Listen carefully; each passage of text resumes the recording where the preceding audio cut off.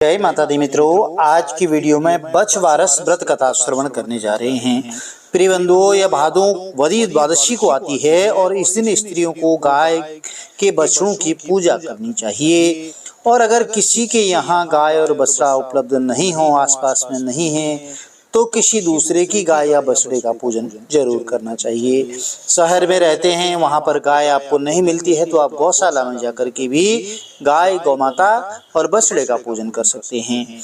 अगर गांव में भी नहीं हो तो मिट्टी के बना करके उनकी पूजा कर सकते हैं। ऊपर दही, भीगा हुआ बाजरा, आटा, घी आदि चढ़ावें, रोली से तिलक करें, चावल चढ़ावें, दूध चढ़ावें, फिर बछवारस की कहानी जरूर सुने।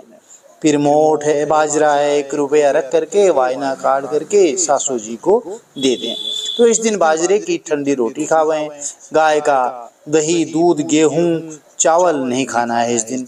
और यह व्रत पुत्र होने के बाद ही किया जाता है। अपने कुंवारे लड़के की कमीज पर सातिया बना करके पहनावें और कुएं का पूजन करें। इससे बच्चे के जीवन की रक्षा सुरक्षा होती है। भूत प्रेत और नजर बाधा से बचा जा सकता है। जिस साल लड़के का विवाह हो या लड़का पैदा हुए तो उस साल जो है यह उजमन भी किया जाता है। इस दिन से एक दिन पहले 1.25 सेर बाजरा दान देवें।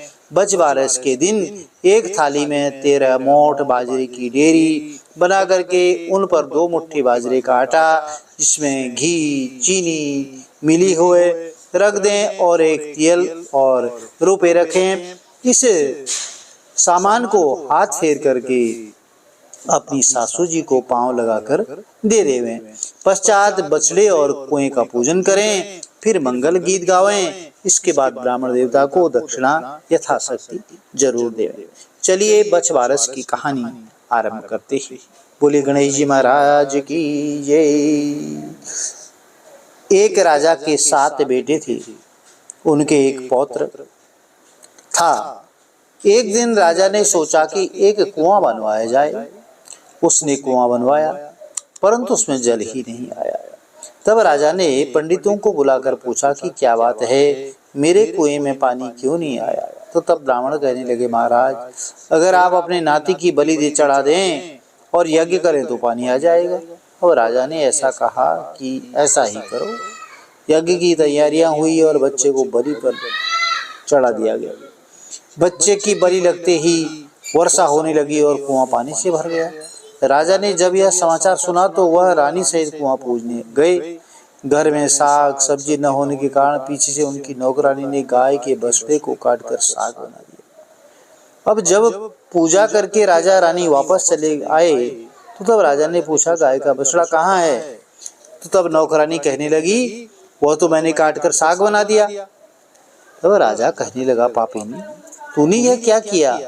राजा ने उस मांस की हांडी को जमीन में गाड़ दिया और कहने लगा कि जब गाय वन से लौटकर आवेगी तो उसको किस प्रकार मैं समझाऊंगा। शाम को जब गाय वापस आई तो वह जहां पर बछड़े का मांस गड़ा हुआ था उस जगह अपने सींग से खोदने लगी। जब सींग हांडी में लगा तो गाय ने उसे बाहर निकाला और उस हांडी में से गाय का बछड़ा और राजा का नाती निकले। उसी दिन से इस दिन का नाम बछवारस पड़ गया और गायों और उनके बछड़ों की पूजा होने लगी। तो प्रिय बंधु, यह छोटी सी कथा थी, कहानी थी। यदि आपको अच्छी लगी तो चैनल को लाइक, शेयर, सब्सक्राइब जरूर करें।